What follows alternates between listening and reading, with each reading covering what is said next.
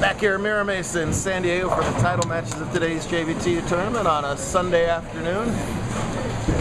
No surprise to see Elias O'Halloran bowling for the scratch title in SoCal. He's the defending bowler of the year, won it by a mile. Most people in SoCal don't know his opponent though. This is Dimitri Richardson. He is a Colorado bowler with SoCal roots. And he's already had a fantastic year. He went down to New Mexico and won the Youth New Mexico Open. That paid $1,250 for first. So he's already sitting pretty on a year-long basis while Elias is doing a good job of opening his defensive bowler of the year run. They're in the 5th frame already. This is O'Halloran working on a spare, and Elias is clearly happy that I turned the camera on because as soon as I do, he leaves a pocket 7-10, which will carve his lead down to less than a mark if he doesn't make the first 7-10 ever in the history of my potato cam. But maybe he will. Bounce! Nah, not to be.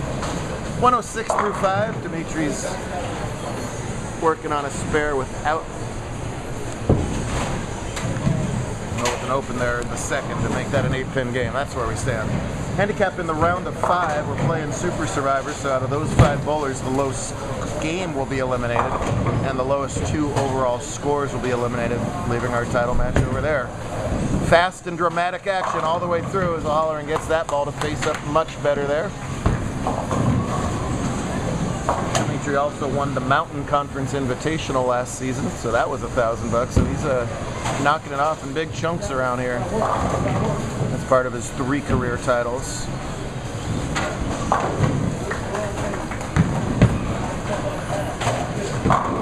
Pretty shot there. Similar bowlers, despite the 3-foot height difference.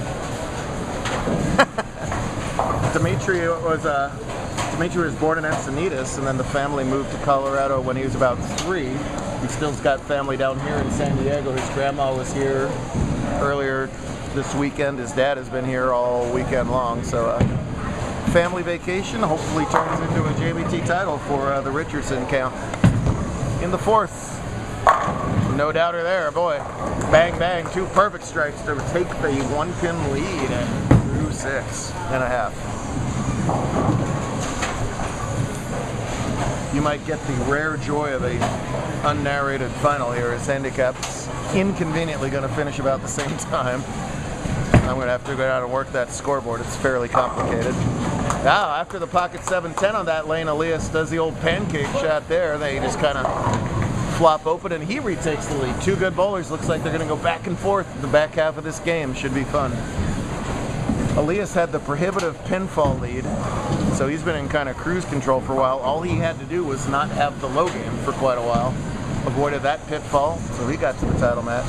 Then it was a free-for-all for the other spot, with Dimitri surviving over Justin Erickson, Jay Cancaria, and Avery Domagin. In that order they finished. They get 3 in a row for O'Halloran.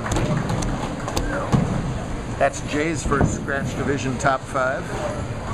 Justin already a winner this year in Lake Forest.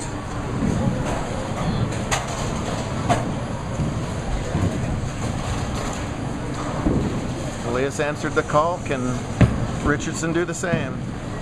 No.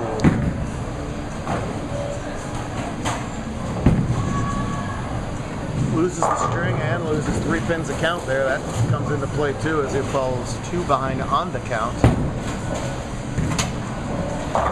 Plus the extra 10. Pretty makeable stuff. Got to make your spares in title matches, of course. He does with no problem. Basically, we're just going to follow Dimitri around as the tour rolls on to Denver next week, so he has a much shorter commute to next week's tournament than 1,200 miles. I don't. Hey, you still got to get back. That's true. And then Las Vegas for the first time this season. 2 weeks. No! Tilts out the 10-pin there.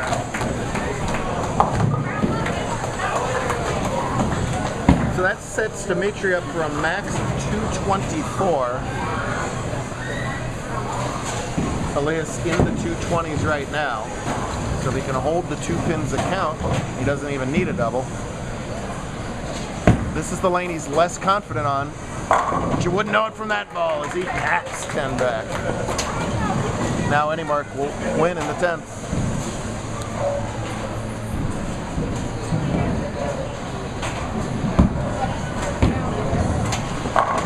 Nope. Elias in the low teens of his title count, getting up there.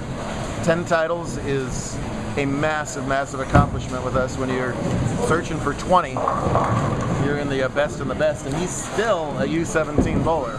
So plenty of time to make a all-time career, and he's been in cruise control just about all day long, and he's going to run it out the whole way and win another title.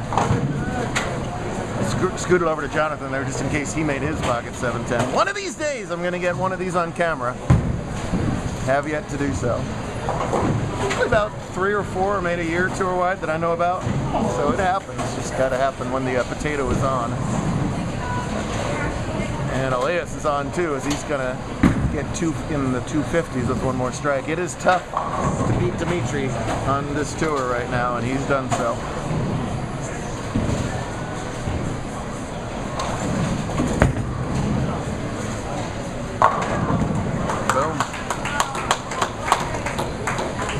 Short but effective, the Elias O'Halloran story. Short? We were short with you yesterday, but we won't talk about that on camera. Will we? No. You didn't even give me a chance to bug you about making sure the tournament got wrapped up by in time for homecoming. Oh, yeah. 255 is the final outstanding job from Elias. Title number, we think, 13. Well, Dimitri will have to wait at least 6 days to win number 4. He'll be back at it in Colorado, and we'll be back at it with the handicap division title match coming up in part 2.